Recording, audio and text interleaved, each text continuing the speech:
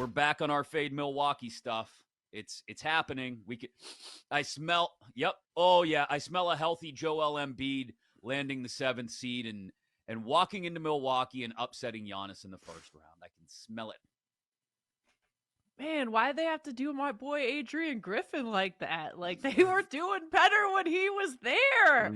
My takeaway was, oh, sad. They lost back-to-back games. Now they've got the Raptors on Friday. Is that a get-right spot? The Raptors can't cover anything. They're tanking for sure. I don't, something hasn't smelled right with this Bucks team for a couple of seasons now. I can't pinpoint it. I don't know what it is. I hate to drag Giannis and say it's him, but something is off there, Joe. The interesting thing is, and I am not taking the stance of defending Milwaukee because there's a lot going on that needs to be discussed. If this was any other team, the first thing we would be saying is without Dame. Nobody's saying that. Nobody's talking about the Lillard injury. Like, that's massive. That's a top 2 player on the team. That was going to change everything. 12.5-point favorites in back-to-back nights, and you lose both of them. This is the time in the year when you go against these bottom feeders, you smash them by 40, and nobody blinks. And they're losing outright to these teams that are typically barely even trying at this juncture in the season. With Doc, we now have a 30-game sample, guys.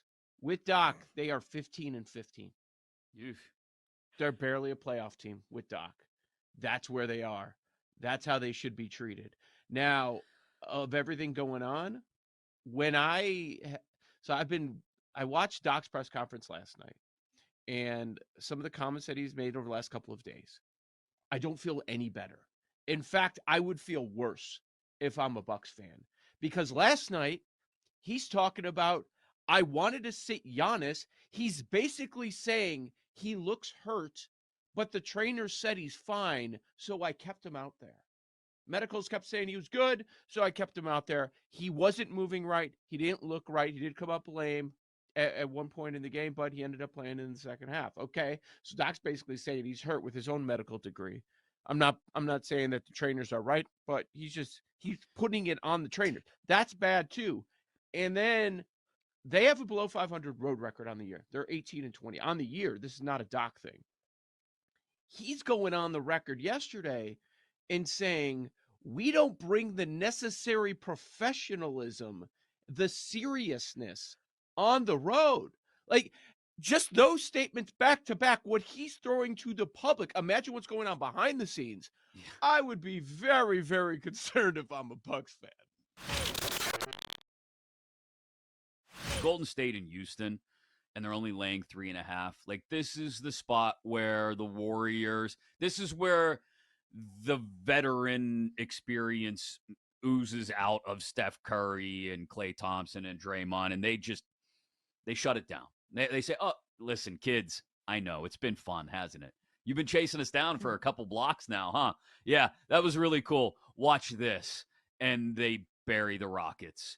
I wouldn't be the least bit surprised by that, and just put it away. Because if the Warriors don't put away the Rockets tonight, then every single game in the last week of the season is big until they do manage to mathematically put them away. And look, when you're a play-in team, you can't coast into the playoffs.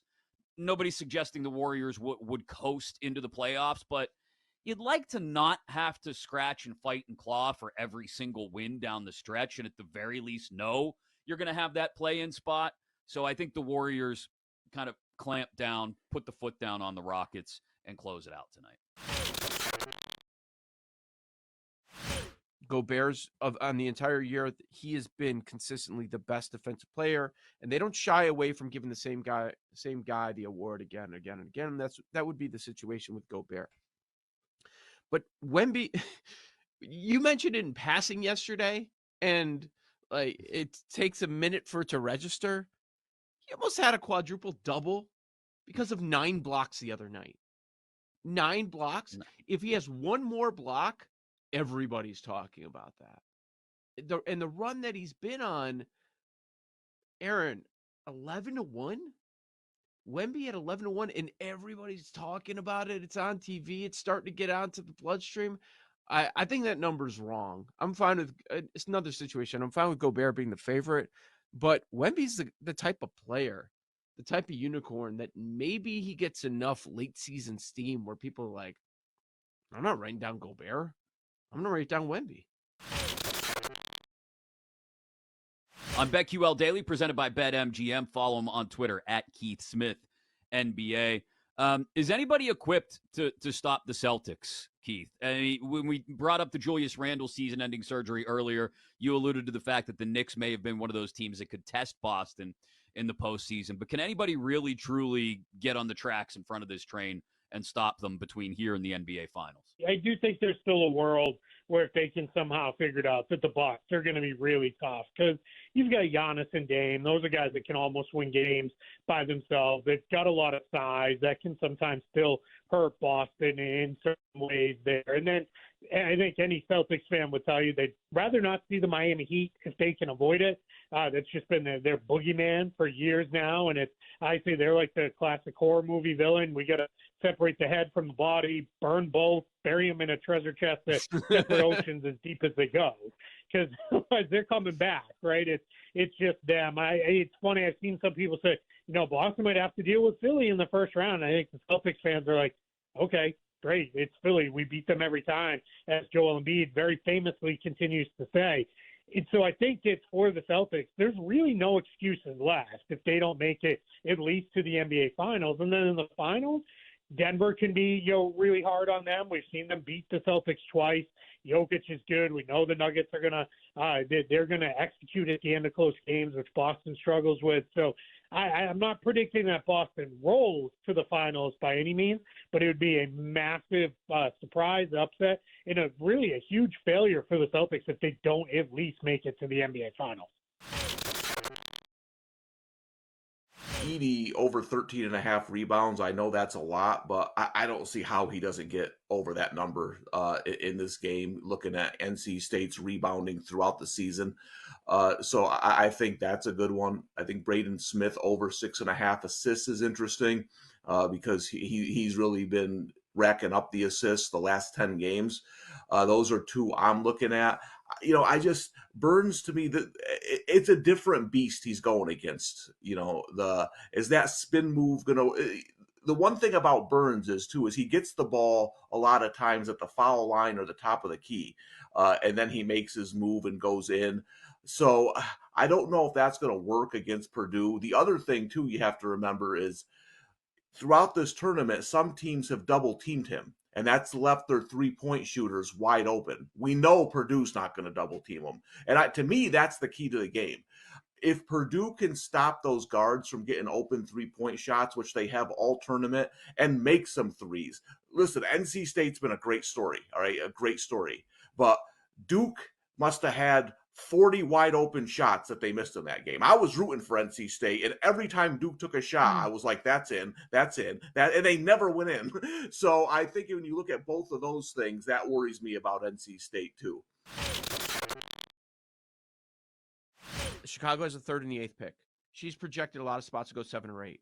It could be Reese in Chicago at 8. Caitlin Clark, obviously, she's going number 1 to Indiana, where you could have that type of rivalry there. And Chicago also has a 3rd pick, so they're going to get 2 awesome players.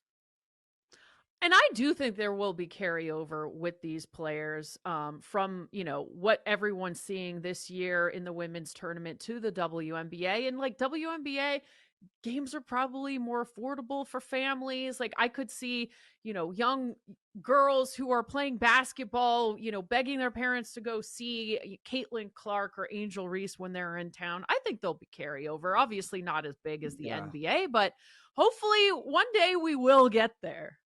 So we were kind of joking, kind of serious the other day about putting the Final Four women's game on national TV. Mm-hmm. Okay, you're not airing much on Sunday. It's reruns of everything. It's probably a lot of game shows. Could ABC pick up Caitlin Clark games?